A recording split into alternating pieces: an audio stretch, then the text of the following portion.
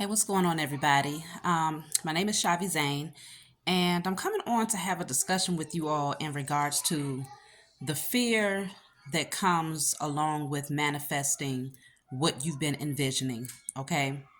Um, and some people might say, well, fear, how does that make sense? Well, you will know when you manifest certain things into your life. For instance, a lot of the chosen seed, when you're going through this process of transformation and healing yourself, you spend a good amount of time in solitude after you have pretty much stripped out of your life all people, places, and things that does not serve your highest good. You end up going into that cocoon, and it can get a little cozy there. I had a discussion about this a few months ago. It can be very cozy in that cocoon.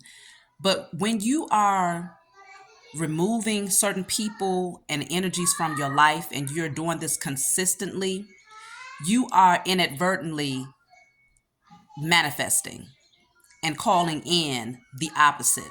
So if you kick in negative people out of your life, you're automatically attracting and manifesting people who are on a more positive or higher vibration. So it can take a while for this to happen because that person that you end up attracting must also be in the process of removing certain people, places, and things out of their life as well that's on a low vibration. And so the two of you end up attracting each other eventually. Um, and so it can be one of those things where it's like, okay, for some of you, you've been out there like literally visualizing, creating certain things, calling certain things into your life, whether it's concerning career, whether it's concerning your spiritual gifts awakening, whether it is calling in your soulmate. Whatever it is that you have been visualizing and you've been focusing on and you've been hoping for, as long as you've been literally putting in the work and consistently maintaining your own vibration so that you're matching the frequency of what you want to call in, you will eventually attract it. It's like that researcher that's been hoping to see a UFO for the last 20 years, and when he finally sees it, he about to haul ass because it's like, I can't believe I manifested something so spectacular, but at the same time, even though he's ready to run, he's fascinated and probably stuck in place at the same time. So I feel like when you end up manifesting those things that your heart desires, those things that you know you deserve because you put in the work and you've done the due diligence to maintain your vibration and your energy, it can be very scary when you see those things manifest into the physical. The fantasy of dreaming about it, thinking about it, feeling that feeling of how it might feel when it comes in, it's very it's a beautiful thing, right? It feels good to be in that fantasy. But when you actually see it in the physical, when it's facing you right there, it's talking to you, it's looking at you, that can be a very scary thing when you've lived a life of only manifesting low vibrational circumstances. And yes, you was also playing a role in manifesting those situations as well, whether it's from a past life energy that called it in into this lifetime so that you can offset and offload that energy from the past life, or you in this lifetime having certain negative thoughts that manifest to certain people, places, and things. You're always in the process of manifesting good and bad. So when you know you have that ability and that authority, then it only makes sense to call in those things that's in alignment with your highest good. But again, when you're new to this understanding and it presents itself to you, it puts you in that energy of being ready to run. So I wanted to come forward and, have this discussion with you all because that feeling of vulnerability can also creep in. That feeling of fear that is too good to be true, or that, there must be a devil lurking around the corner, to come and get you with that temptation. This thing is more, nothing more than a temptation. That is also, it can push you into self-sabotaging behavior if you're not careful.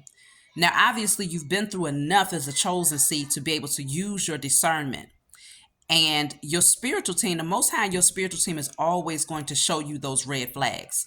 So take note of them, pay attention to them, so that you can know if, in fact, what's before you is of your highest good, or if it's just a temptation that could potentially take you back on a karmic cycle, especially when it comes to matters of the heart like love.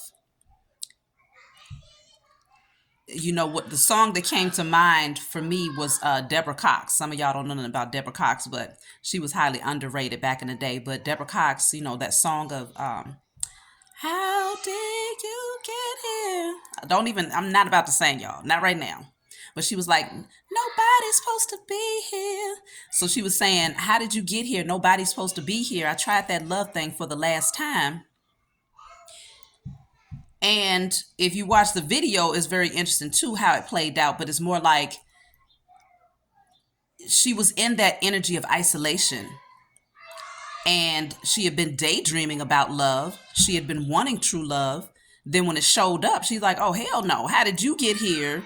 Where did you come from? You know, nobody's supposed to be here. I tried that love thing for the last time. So it was that strong energy of wanting to reject it. So this is where discernment is very important. Because if, in fact, I'm just using love for instance, if you attract someone into your life and you're like, okay, this might be too good to be true. I don't know. You're ask for the signs. Speak to the Most High, speak to your spiritual team, and ask them to make it very clear to you before you open yourself up as to whether or not this person has the right intentions when it comes to your heart. Not just for now, but also down the line. Ask for the signs. And when you get those signs, whether they're good signs or bad signs, receive them and accept them. Because sometimes we're so busy looking for the negative signs that we don't realize, okay, well, this person ain't did nothing wrong yet. They keep showing me that they have a beautiful heart. They have a beautiful soul. I keep feeling this beautiful energy coming off of them, but you still waiting on that negative sign. Then you might overthink it to the point where you end up actually manifesting a scenario that would repel the two of you, because the more that you think about a negative outcome, the more you lower your frequency. And then suddenly, even though you attracted that person, now you're no longer on the same frequency. And so you end up repelling that person from you. So this is where you want to recognize that the mind is very, very powerful. And, you know, once you've done all of this work to heal yourself and to transform yourself, you now have a blank canvas to work with. And that blank canvas can be scary for some people, because it's like, okay, what do I do with this? Well, what you do with it is you call in all of those beautiful things that you hadn't been able to experience before you went through your transformation. And again, if it seems like it doesn't belong, if you get those signs that it doesn't belong, then listen to it and be okay with saying, okay, that's not the door, and be ready for a different door to open, because it will. At some point in time, it will. But you don't want to get too cozy and comfortable in that solitude to the point where when good things come, you're ready to let them go by, because it's like, nope, I'm cozy right here.